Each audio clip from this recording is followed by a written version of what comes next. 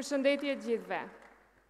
Doja në mënyrë të veçantë të falenderoja të gjithë të ftuarit të këtij paneli për durimin, për bashkëpunimin gjatë gjithë rrugës së programit, për kontributin dhe jam i sigurt jo vetëm në hartimin e programit, por dhe në realizimin e tij. Faleminderit.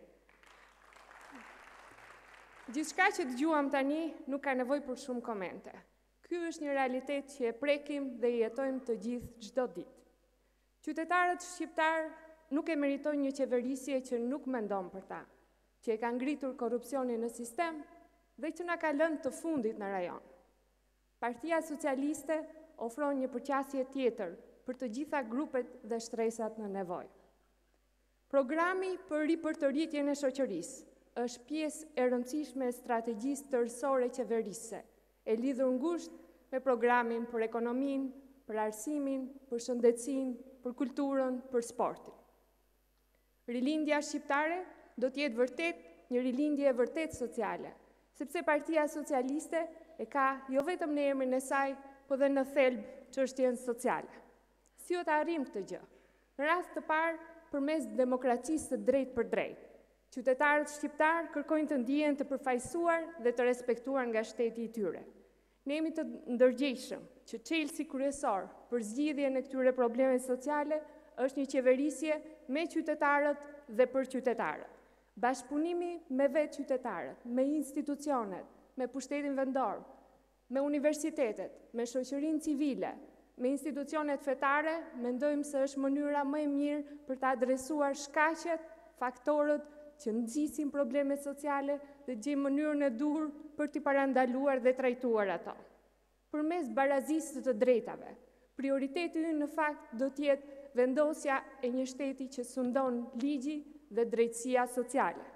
Politikat e punësimit i konsiderojmë si prioritare në luftën kundër varfërisë. Vetëm përmes tyre mund sigurojmë rritje të qëndrueshme ekonomike, mund sigurojmë përfshirjen sociale, garantimin e të drejtave të gjithë individëve në një shoqëri demokratike. Për llogaritja sa më shpejt e minimumit jetik është hapi i parë i rëndësishëm që do të ndërmarrim. Së pari për të njohur nivelin real të varfërisë në Shqipëri dhe së dyti për ta luftuar atë tek faktorët që e nxisin. Ne do të zëvendësojmë programin e ndihmës ekonomike me programin e integrimit social, duke hequr faktin që vërtet shihet si lëmosh kjo ndihmë ekonomike, por ta shikojmë si një pjesë të integrimit të gjithë individëve në shoqërinë shqiptare. Filozofia e politikave sociale për personat me aftësi të kufizuar do të jetë në bashkëpunim me shoqata që përfaqësojnë këto persona me aftësi të kufizuara. Dhe këtë do ta bëjmë së pari përmes anullimit të ndryshimeve ligjore që ka imponuar majoranca qeverisëse, të cilat kanë sjellë kufizimin e të drejtave ekonomike dhe sociale të personave me aftësi të kufizuara, që sapo u tha dhe u përmend edhe këtu. Ne jemi angazhuar që do ta bëjmë këtë sapo të vi Partia Socialiste në pushtet.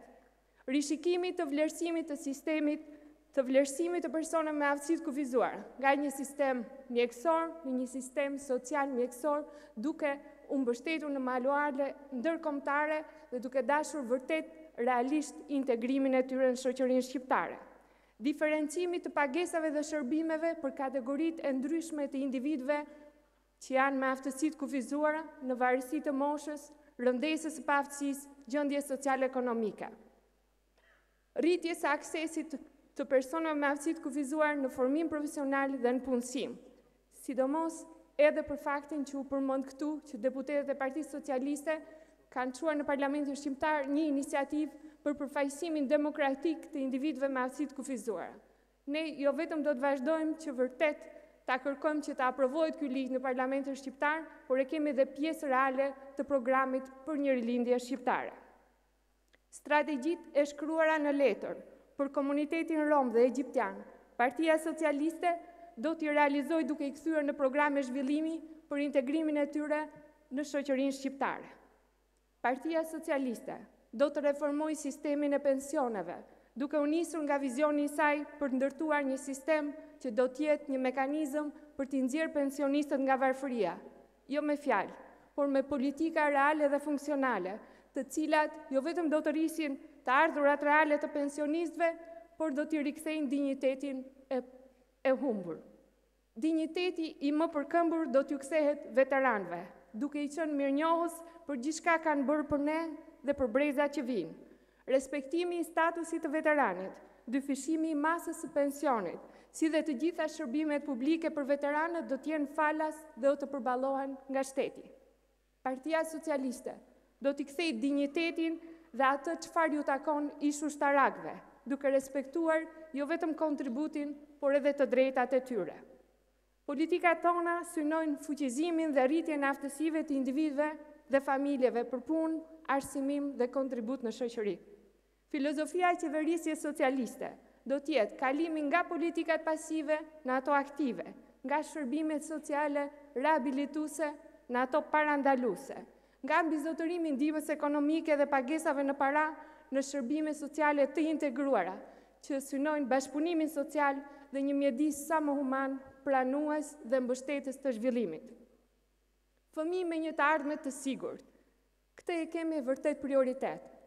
Mendojmë se vërtet me mira prindër dhe familje janë larguar nga vendi për hir të fëmijëve, për hir të së ardhmes së tyre, duke sakrifikuar shumë dhe duke ndërtuar të ardhmen larg Shqipërisë. Ne duam që të gjithë bashkë ta ndryshojmë këtë realitet. Duam që pikërisht për hir të fëmijëve dhe të së ardhmes së tyre të qëndrojmë këtu dhe të sigurojmë një jetë më të mirë dhe më të begatë siç ata e meritojnë. Nevoja dhe shërbimet për fëmijët trajtohen gjërësisht në programin për një rilindje shqiptare, në fushën e ekonomisë, arsimit, shëndetësisë, po kështu dhe në fushën sociale. Unë të përmend këtu vetëm një element. Ne e kemi parashikuar dyfishimin e investimeve për shërbime cilësore për fëmijët si pikë kryesore e programit për një rilindje shqiptare. Ajo që ka i premtojmë sot shqiptarve nuk është në fakt një shkop magjik.